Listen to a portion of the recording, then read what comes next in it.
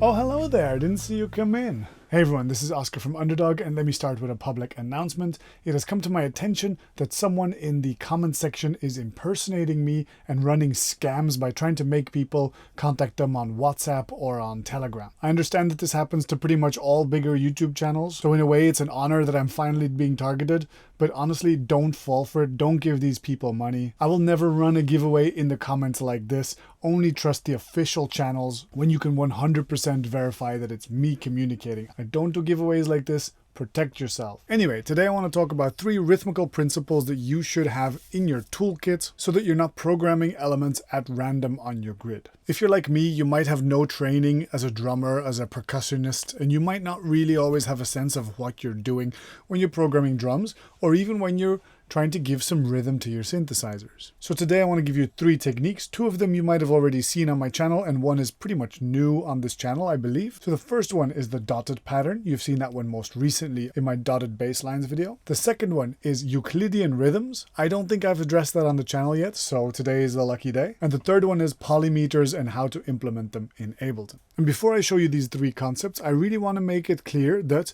you can apply this to the note position, like where on the grid are you going to program your note, or your accent. Where in your MIDI pattern are you going to create an accent? Usually this is done by increasing the velocity of a particular hit in a sequence of notes. So for instance, if you're doing percussion on the one hand, an accent makes one hit jump out above the rest in terms of volume usually.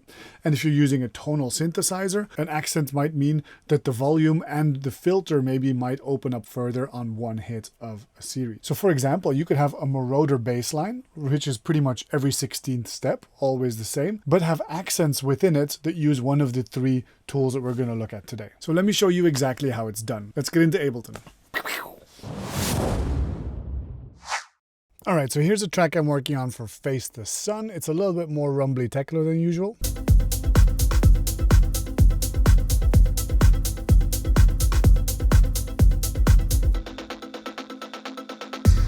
Okay, so this loop has a lot in it. I think it's already very polished. It has a low groove, which goes like this. It's got some syncopation in it. It's got this a high group going like this, and a group of 16th note elements that kind of create an ambient backdrop, sort of a curtain of sound. It's not melodic, it's not quite a pad, it's quite rhythmical, it's quite nice.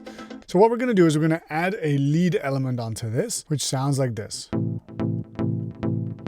Okay, so that's just one note playing a minor chord into a little synth, into a portal. It's just a nice little sound, right? So technique number 1, the dotted pattern. Dotted basically just means working in clusters of 3/16 or 3/8 notes. A dotted note, as we noted in the video about that, is just a note that is 50% longer than its usual length. And that results in the same thing as us basically just working in clusters of 3. So we put down a note, we leave 2 spaces, we put down a note, we leave 2 spaces, we put down a note, we leave 2 spaces, again and again and again and again. And in this case, every 2 bars, I repeat this loop back to the start, right? So it's going to sound like this.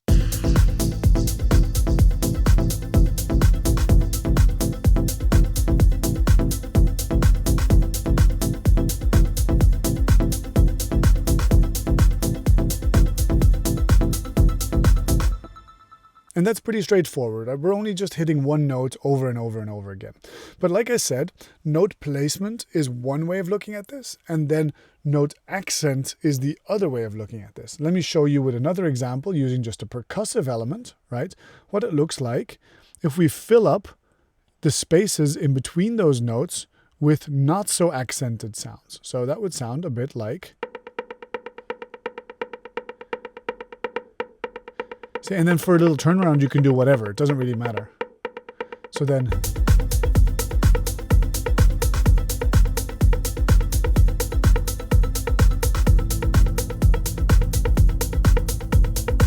See how that already gives this crazy syncopation? You might have seen this technique also being used in my funky hi-hats video. That's one of my oldest videos on this channel. It's a very similar technique. So realize that this dotted pattern doesn't just mean you have to place the notes there. It can also mean that in a more busy pattern, you can just place the accents there. All right, cool. Technique number 2, the Euclidean rhythm. Now, the Euclidean rhythm is something that sometimes does get a bit confusing. So imagine the following. We create a grid of 1 bar, which has 16 16th notes in it, right? So we have 16 quantized moments at which an event can occur. The event being our note, for example, right? So that's pretty much what it would be like if we went into our 1 bar loop and just clicked at random some notes on and off. Now, to make it Euclidean, what you'd have to do is simply divide the number of steps, let's say 16 steps in this case, into an equal number of measures. So for example, you could say we'll divide it into 4, right? That way you get 4 equal clusters of 4 16th notes. So that's going to result in a pattern that is exactly the same as 4 on the floor kick drum. 1, 2, 3, 4. But you can divide those 16 steps up into, let's say, 7 parts. And if you try to divide 16 by 7, that's not going to lead to an even number. So it's going to lead to clusters of 2 notes, 2 notes, 2 notes, 2 notes, and then a couple times 3 notes to make up the difference. So if you try to divide 16 by 7, what you're going to get is the following. Let's look at 16 notes here, right? 1, 2, 3, 4, 5, 6, 7. And then we have 2 empty spots here. So basically we'll make 2 of these 3 notes long. So you've got 1, 2, 3, 4, 5, and then 2 long ones. And then what we're going to try and do is space these out equally over the space. So I guess probably the closest to do that would be something like this, for example. Now this might seem very conceptual, but the simplest way of saying it maybe is that you take a certain number of quantified steps, you divide it into equal parts or as close to equal parts as you can, respecting that quantization, and then you spread that out evenly across the timeline. This is different from polyrhythms, by the way, because polyrhythms wouldn't necessarily respect that quantization of the grid. Polyrhythms would simply divide the full bar into 7 equal pieces. But Euclidean rhythm respects that quantization that underlies it. Now, luckily, we don't have to do the maths here. There are some Max for Live devices that you can buy externally that will do that for you. And this one in particular is called the Euclidean Sequencer Pro. I was using this a few years ago in its first version, and now the Pro version has come out, and it's only like $20 or something, and it's super full featured. But what it does is you basically represent your time as a circle, right? And so we're on steps of 16th notes. And let's say that we have how many 16 steps of 16 notes and 1 event that happens. And when that event happens, it plays A. And then that gets fed into our instrument and we just get. See there? Okay, now let's add more events. 2. Easy.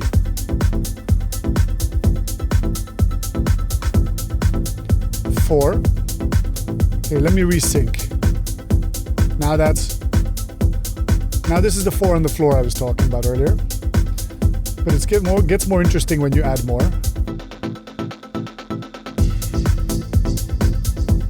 5 events. 6 events. 7. 8. 9. Let me add more and more events. Look at that, 11 events, and then we can add a second layer that's going to play just on a different key.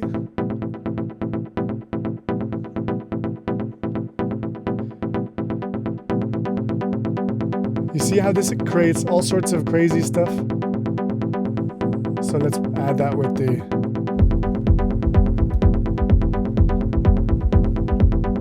This is super groovy, super syncopated. And it all comes from just looking for sweet spots in here. That's fun. Look at that. Let me add the hi-hats. That's so complex, that could be a whole track. Love it. So you can of course do the same with a bit of percussion.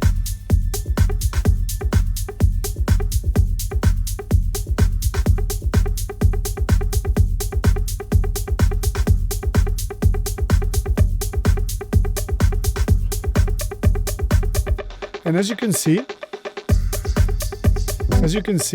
I'm assuming in a lot of what I'm doing that your time unit is 1 bar, that you're then dividing into 16 steps, because that's how, let's say, a lot of patterns are built up in electronic music, right?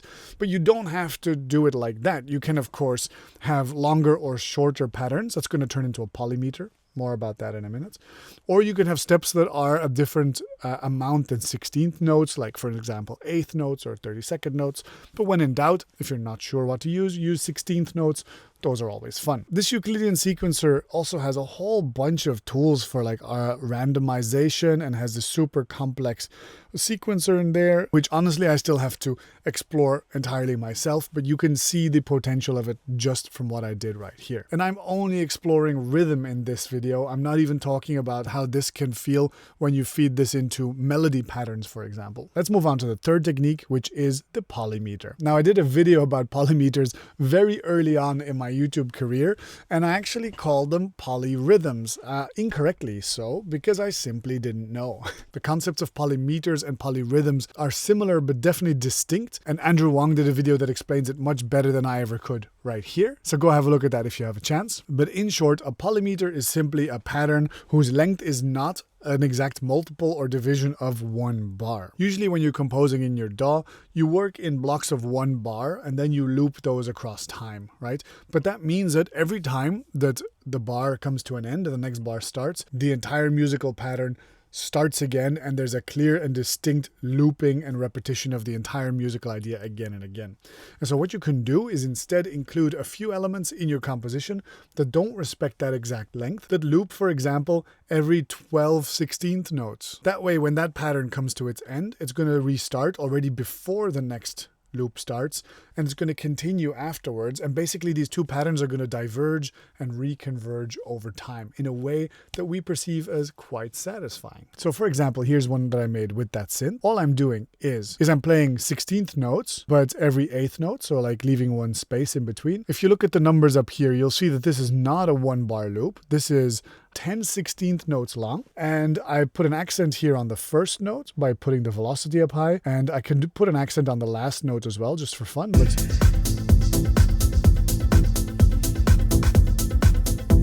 notice how the accents where it falls.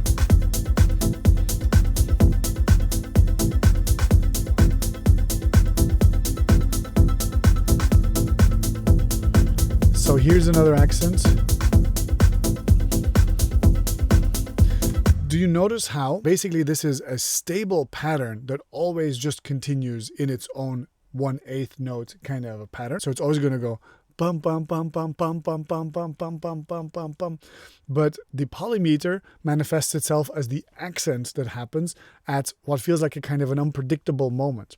It's kind of unpredictable, but also kind of predictable, because our brain does understand that there's a logic to it. Maybe we just can't actually put words to it. If you see it going here,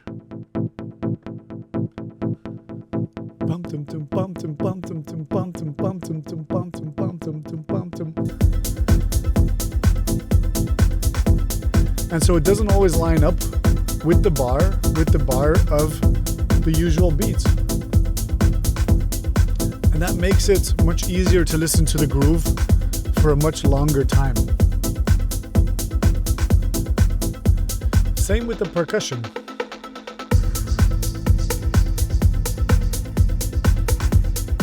Put a percussion in there with big reverb.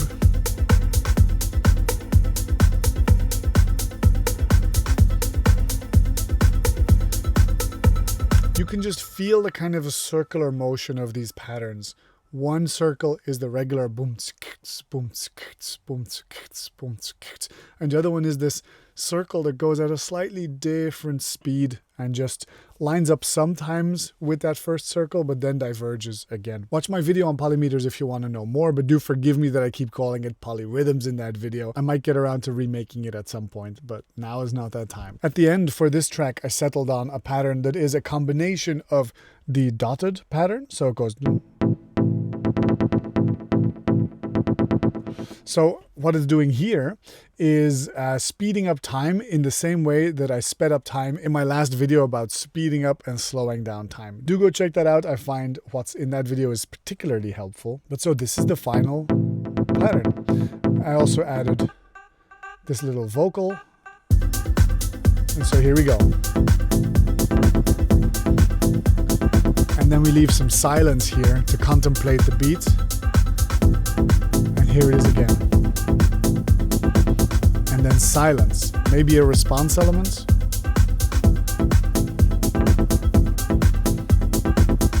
And silence.